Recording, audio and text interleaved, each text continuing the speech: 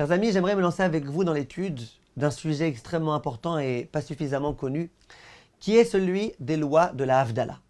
Vous savez que Motsei Shabbat, à l'issue de Shabbat, nous devons procéder à la Havdalah. Et aujourd'hui, j'aimerais me poser une question très intéressante. Je ne sais pas si vous vous l'êtes déjà posée.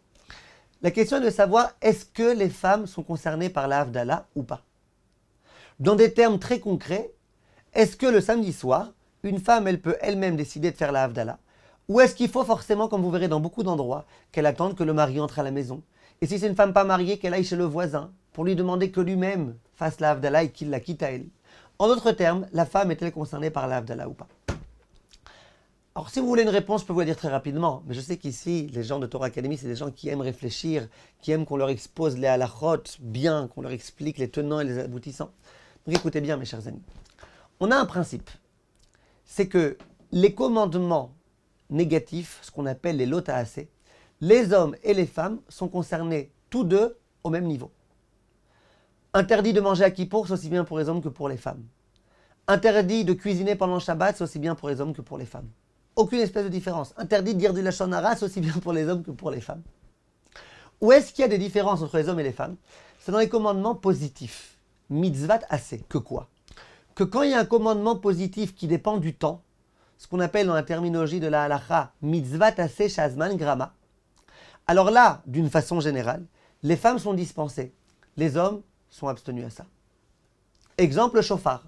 Le shofar, c'est qu'en journée et pas la nuit. C'est qu'à Rosh Hashanah. Le shofar, c'est un commandement positif qui dépend du temps. Les hommes ont le devoir d'écouter le shofar. Les femmes n'ont pas le devoir. Par contre, si une femme dit, moi, à Rosh Hashanah, je vais me permettre de faire des actions interdites. Je vais me permettre d'écrire, par exemple. Je lui dirai, tu n'as pas le droit. Pourquoi?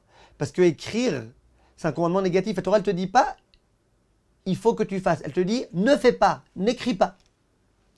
Donc on a bien compris. Commandement positif qui dépend du temps, les femmes sont dispensées, les hommes sont astreints. Les commandements négatifs, même s'ils dépendent du temps, les femmes sont tenues d'accomplir. Maintenant, moi, je me pose une question. Est-ce que les femmes sont concernées, par exemple, par le kiddush? Le kiddush, c'est un commandement positif qui dépend du temps, puisque c'est que le Shabbat. Il y a le kiddush de la nuit, il y a le kiddush du jour. Donc le kiddush, c'est un commandement positif qui dépend du temps. Est-ce que les femmes sont tenues ou pas? Ben, vous voyez partout que les femmes, elles font le kiddush. Que les femmes, elles sont visiblement obligées de faire le kiddush. Question pourquoi? C'est un commandement positif qui dépend du temps. Les femmes sont dispensées, comme le shofar, comme tout. Disrachamim, non. Dans la Torah, il y a une juxtaposition entre le zachor et le shamor. Entre le devoir que la Torah te demande de te souvenir du Shabbat et entre l'observance du Shabbat. C'est quoi zachor et c'est quoi shamor? Shamor, ça veut dire attention, ne fais pas ceci, ne fais pas cela, ne fais pas cela. Par exemple, les melachot Shabbat, ne pas trier, ne pas écrire, ne pas effacer, ne pas colorier, ne pas cuisiner, ne pas faire de nœuds, ne pas, etc., etc. Tout ça, ça entre dans le cadre de shamor. Ne fais pas. Abstiens-toi de faire. Ça, c'est shamor. Zachor, c'est quoi? Zachor, c'est souviens-toi du Shabbat. Dans Zachor, on inclut le kiddush et on inclut la Havdalah. Souviens-toi du Shabbat. Comment tu te souviens du Shabbat? En prenant une coupe de vin et en mentionnant le Shabbat sur la coupe de vin. À son entrée, kiddush, à sa sortie, la Havdalah. Donc, Zachor, c'est pas les non, non, non, c'est les oui. Or, comme il y a une juxtaposition entre Shamor et Zachor, et bien la Torah, elle voit ici un enseignement très clair de la part d'Akadosh Baruch Hu, c'est que toute personne qui est concernée par Shamor, elle est concernée par Zachor. Or, les femmes, elles sont concernées par Shamor, puisqu'on a expliqué que les femmes, elles sont concernées par les mitzvot négatives, qu'elles dépendent ou pas du temps. Donc les femmes, elles sont concernées par Shamor, les femmes, elles n'ont pas le droit de cuisiner, Shabbat, elles n'ont pas le droit d'allumer la lumière, Shabbat, elles n'ont pas le droit. Donc de la même façon qu'elles sont concernées par Shamor, elles sont concernées par Zachor. Et donc, les femmes, elles sont concernées par le devoir de faire le kiddush. Pourquoi? Puisqu'elles sont concernées par l'interdit d'écrire, par l'interdit de cuisiner, par l'interdit de trier. Donc elles sont aussi concernées par l'interdit de quoi? Par les commandements positifs du Shabbat. Donc les commandements positifs du Shabbat, les femmes, elles sont concernées aussi bien que les hommes. Shabbat, c'est une exception à la règle. À Rosh Hashanah, on n'a pas dit ça. Il n'y a pas écrit Zachor et Shamor à Rosh Hashanah pour qu'on te dise que de la même façon que tu n'as pas le droit d'écrire pendant Rosh Hashanah, tu dois écouter le shofar, toi madame. Non. Mais dans Shabbat, ça a été écrit. Donc le kiddush, les femmes, elles sont obligées. Très bien, c'était pas une autre question. La question, c'est la Havdalah. Est-ce que les femmes, elles sont obligées de faire la Havdalah? A priori, on pourrait dire, ben oui.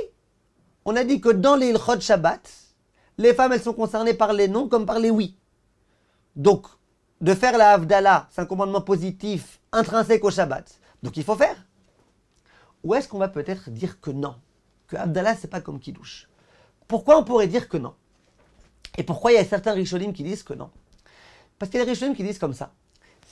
La Havdalah, elle appartient à quoi? À Shabbat ou à après Shabbat? Le Kiddush, lui, il appartient au Shabbat, ça on a compris.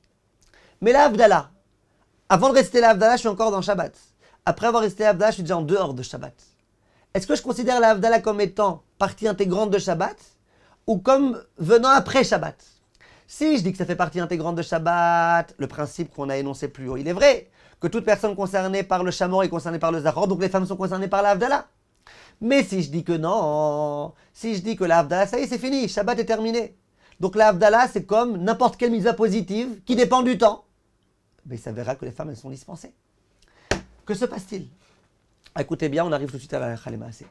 Le Shulchan Aruch, lui, il est posé comme les Rishonim qui disent que la Havdalah, elle fait partie intégrante du Shabbat et que les femmes sont tenues de faire la Havdalah. Et donc, il n'y a aucun problème. Une femme qui habite toute seule, elle peut faire, si elle veut, la Havdalah elle-même. Ou une femme dont le mari va revenir que dans 1 heure ou quoi. Bref, une femme qui souhaiterait faire la Havdalah, elle peut la faire sans aucun problème. Le Rama, le Rav d'Ashkenazim, lui, il dit non, écoute, il y a beaucoup de Rishonim qui disent que les femmes ne sont pas concernées par la Havdalah. Donc, qu'est-ce qu'elle va faire la Havdalah? C'est peut-être Bracha Levatala, et puis peut-être qu'elle ne s'acquitte pas du coup. Et dit le Rama, tu sais ce qu'on fait? Que la femme demande à un homme de la quitter. Et c'est comme ça que les Ashkenaziotes font. Les Ashkenaziotes, ils attendent que leur mari rentre de la tfila. Et je connais moi les Ashkenaziotes qui ne sont pas mariés et qui vont écouter la Havdalah chez le voisin.